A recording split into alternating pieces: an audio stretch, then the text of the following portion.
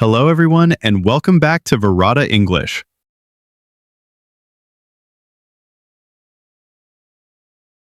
I'm Varda. Today, I want to share a very personal story with you. It's the story of how I learned English, but not in a way you might expect. I didn't move to an English-speaking country, and for a long time, I didn't even have a formal teacher. My classroom was the internet, and my most powerful teacher was YouTube.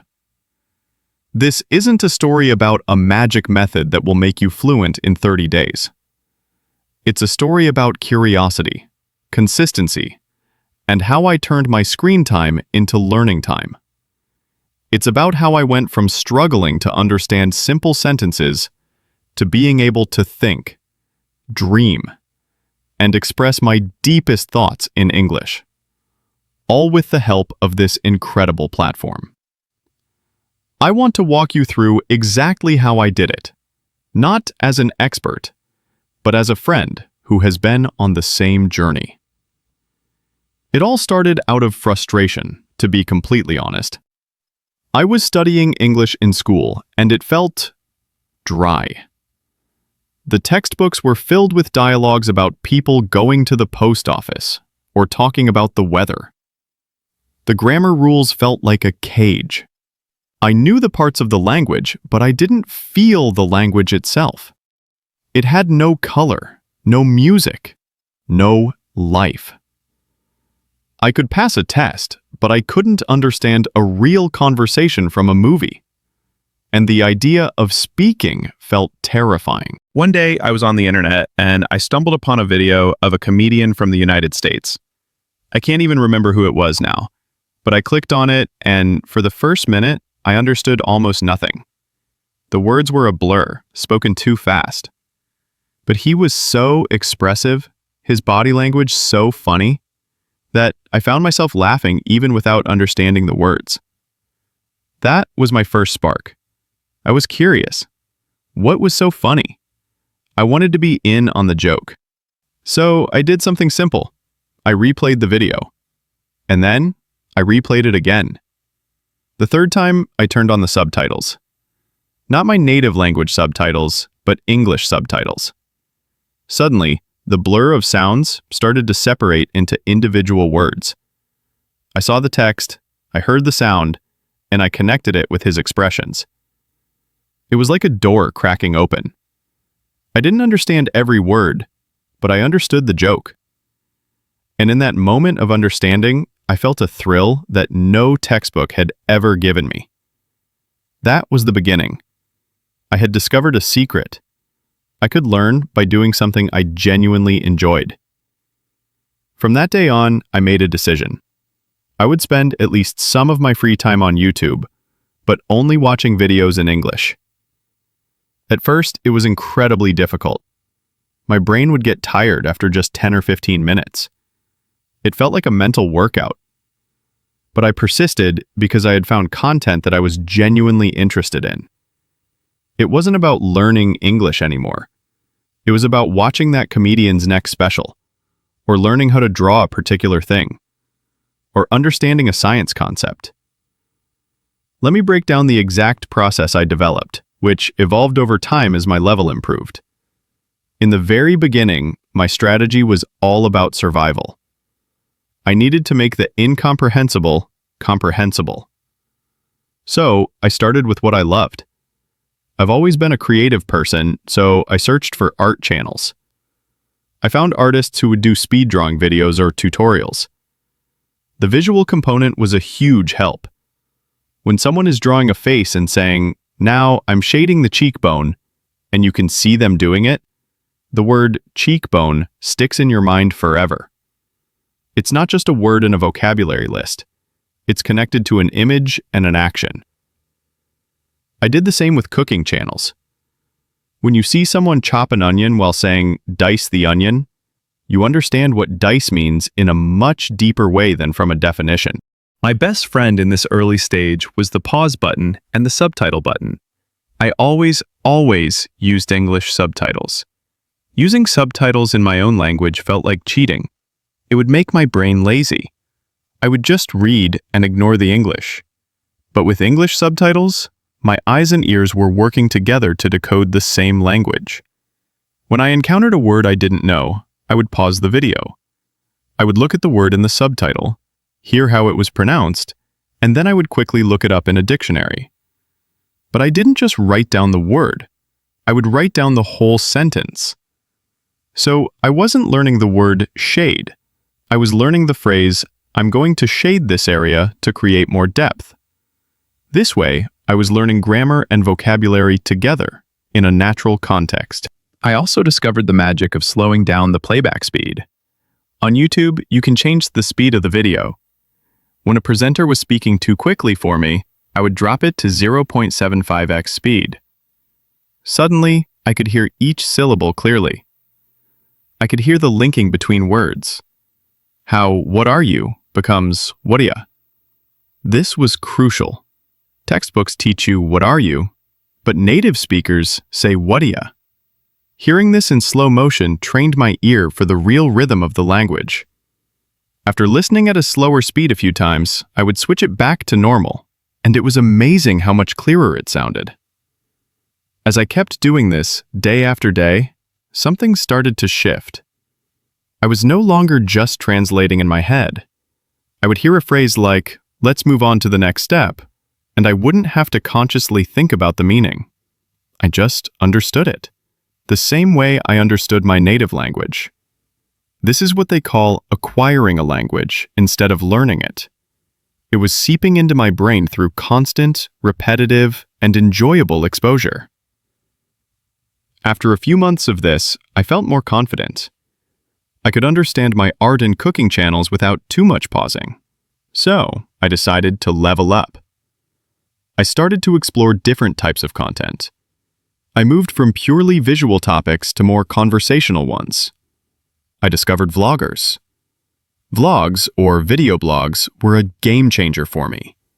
This was unscripted, everyday English. People were talking about their day, their thoughts, their opinions, just speaking directly to the camera. It was messy, filled with ums and ahs, and they used a lot of slang.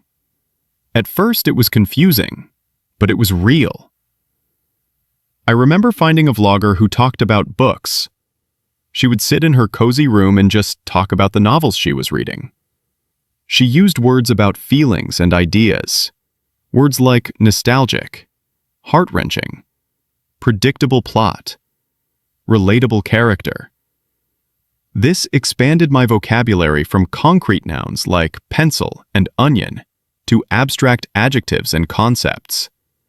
I was learning the language of emotion and critique. I started to watch travel vloggers who taught me words related to adventure and description, and tech reviewers who taught me a more formal, analytical style of speaking.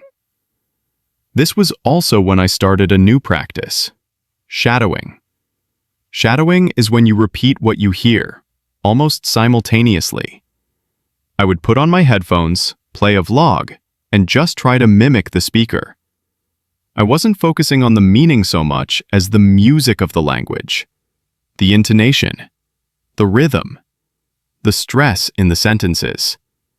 I would sound silly, talking to myself in my room, but it was making a huge difference. It was like building a muscle memory for English. My mouth was getting used to forming the sounds. My confidence in speaking started to grow because my tongue felt less heavy, less foreign. Then came the biggest and most frightening step, moving from passive understanding to active interaction. I had been consuming English for months, but I hadn't really produced any. I decided to start leaving comments on the videos I watched. At first, it was just one sentence. "Great video." Then, "I loved this video because the drawing was so beautiful." It was simple, but I was writing in English for a real audience. Then, I started to try and answer questions that the vloggers would ask in their videos. "What's your favorite book?" I would write a short paragraph trying to explain why. I would check my grammar carefully before hitting post. It was a safe, low-pressure way to start writing. The most transformative moment, however, was when I decided to start my own channel. I didn't start it with the goal of becoming famous. I started it as a personal diary, a place to practice speaking. I was terrified. The thought of recording my own voice and putting it on the internet was paralyzing. But I thought about all the vloggers I watched. They weren't perfect. They made mistakes. They stumbled over their words. And that was okay. My first video was just me, sitting in my room, talking for 2 minutes about a painting I had done.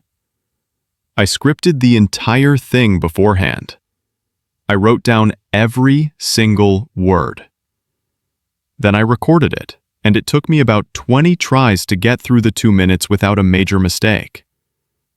When I finally posted it, my heart was pounding. But I had done it. I had created something in English. Over time, I needed the script less and less. I would just make a few notes and then speak.